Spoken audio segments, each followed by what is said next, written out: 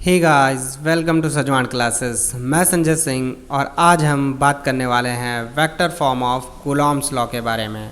तो vector form of Coulomb's law के बारे में हम लोग बात करने वाले हैं। सबसे पहले हम लोग बात कर लेते हैं कि हमारे दो point charges, there are 2 point charges pointed at a and b. A और बी दो पोजीशन पे आपके Q1 और Q2 दो चार्जेस को हम लोगों ने लगा रखा है। ये दोनों चार्जेस हमारे एक दूसरे से स्मॉल r डिस्टेंस पर हैं और इन दोनों के बीच की दूरी हमने स्मॉल r बोल दी है। तो अब हम वेक्टर फॉर्म एनालिसिस कर लेते हैं इसका कि वेक्टर फॉर्म के अकॉर्डिंग कौन सी चीज़ क्या होगी और कौन सी चीज़ क्या नहीं होगी। देन अगर इन दोनों पॉइंट चार्जेस के बीच में कोई फोर्स काम करता है तो वो फोर्स या तो सेंटर की ओर लगेगा या दोनों से बाहर की ओर लगेगा। दैट मीन्स अगर वो अट्रैक्शन हुआ तो सेंटर की ओर लगेगा और अगर वो रिपल्शन हुआ तो दोनों से बाहर की ओर लगेगा। देन मैं बोल सकता हूँ कि दो फोर्स अलग अलग काम करेंगे, F1-2 एंड F2-1। तो बेसिकली अगर मैं बात करना चाहूँ कि पहला फोर्स जो काम करेगा हमारा पॉइंट Q2 पे, जो हमारा Q2 चार्ज है उस पर फोर्स Q1 की वजह से लगेगा। देन फोर्स पॉइंट जो होगा Q2 पर वो आपका लगेगा F2-1। F2-1 जो आपका लगेगा वो Q से Q2 पर लगेगा। एंड सिमिलरली अगर मैं बात करूं कि हमारा F1-2 जो होगा वो आपका Q1 पर Q2 की वजह से लगेगा। देन आपके बात कर लेते हैं कि जो हमारे रिस्पेक्टिव फोर्स रिप्रेजेंट करेंगे F1-2, ये आपका रिप्रेजेंट करेगा आपका पर्टिकुलरली किसी फोर्स जो होगा फोर्स जो आपका है on charge Q2 due to charge Q1। Force आपका जो लग रहा है 1-2 वो आपका लगेगा Q2 पर Q1 की वजह से। एंड सिमिलरली मैं बात करना चाहूँ तो जो आपका फोर्स आपका होगा वेक्टर फॉर्म में, फोर्स वेक्टर 1-2 आपका होगा, ये लगेगा हमारा चार्ज Q1 पर Q2 की वजह से। Be the force on the charge Q1 due to charge Q2, जो आपका Q1 पर लगेगा Q2 की वजह से। अब आपके पास दो चीज़ें हो गई, पहला आपका फोर्स वेक्टर फॉर्म में 2-1 एंड आपका फोर्स वेक्टर 1-2। नाउ अगर मैं बात कर लूँ इन दोनों के बीच यूनिट वेक्टर क्या होगा, कि लेट यूनिट वेक्टर जो है आपका वो r∩1-2 हमने ले लिया। r∩1-2 ये जो यूनिट वेक्टर है, ये यूनिट वेक्टर आपका किधर से किधर काम कर रहा है। देन r∩1-2 होगा वो unit vector pointing from Q1 to Q2।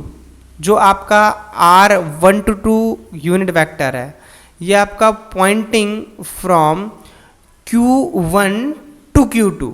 ये क्लियर होना चाहिए कि फोर्स जो 1-2 है वो आप पे 1 पे लग रहा है 2 की वजह से, लेकिन जो आपका यूनिट वेक्टर है 1-2 वो आपका पॉइंट Q1 या चार्ज Q1 की वजह से Q2 की ओर लग रहा है।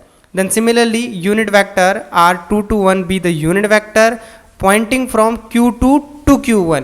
वहाँ फोर्स जो आपका 2-1 था वो Q2 की वजह से Q1 पे लग रहा था फोर्स। यहाँ पे जो आपका यूनिट वेक्टर r2-1 है ये Poynting from Q2 to Q1 है। अब ये ध्यान रखने वाली बात है कि जो फोर्स होगा वो Q1 पर और Q1 की वजह से किस साइड को डायरेक्शन में दे रहा है। अब हम बात कर लेते हैं हमारे दोनों फोर्सेस किस तरीके से काउंट किए जाते हैं। देन कूलॉम्स लॉ के अकॉर्डिंग हमें पता है F = 1/4πε0 Q1 Q2 upon r²। Then हम दोनों जो दोनों फोर्स वेक्टर हैं हमारे F1-2 एंड F2-1 दोनों को काउंट कर लेते हैं, लिख लेते हैं या किस तरीके से हम इन्हें राइट डाउन कर लेंगे। देन जो अभी हमारा फोर्स वेक्टर होगा वो फोर्स वेक्टर आपका पर्टिकुलरली F1-2 की बात कर लेते हैं। आपका F1-2 इज़ अलोंग, ये कहाँ से कहाँ काम कर रहा है, Q2 से Q1 पे। नाउ जो हमारा फोर्स वेक्टर है वो आपका Q2 से Q1 पे काम कर रहा है एंड आपका यूनिट वेक्टर r221 भी सेम डायरेक्शन में है। देन आपका force vector F122 is directing along the same direction as your unit vector r221। Then जो आपका यूनिट वेक्टर r21 होगा ये भी आपके F122 के साइड काम कर रहा है, इसलिए F जो आपका फोर्स वेक्टर है F122 is equal to your 1/4 pi epsilon not Q1 Q2 upon R square, then unit vector multiplied by R221। ये आपका फर्स्ट इक्वेशन बन गया। देन सिमिलरली मैं बात कर सकता हूँ आपका second unit vector and second force जो आपका F221 है। देन जो आपका F221 है और सेकेंड वेक्टर जो आपका काम कर रहा है यूनिट वेक्टर R122 वो आपके सेम डायरेक्शन में होंगे। Then force vector F221 and the unit vector R122 are along in the same direction. They both are along in the same direction.